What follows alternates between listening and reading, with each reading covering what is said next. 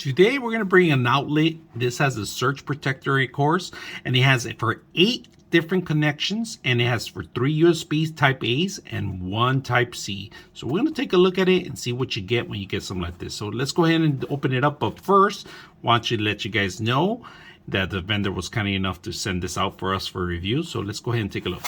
All right, let's take a look at it first of all. Very elegant. It has plenty of space for actual boxes to connect in here.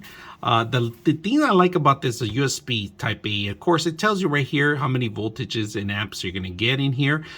This is the smart USB type C that you connect in here, and 3 A's, right? And like I said, it has 8 of them. Now, these 2 are distinguished because these are for the larger boxes of connection. These are for regular connections that you have. So you got your power on and off here. And then if you ever want to mount this to a wall, you can. In the back, there's mounting areas so you can mount this on it.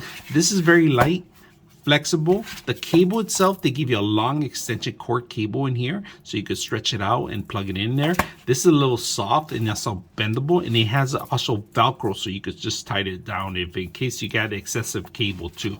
So very simple, easy to use.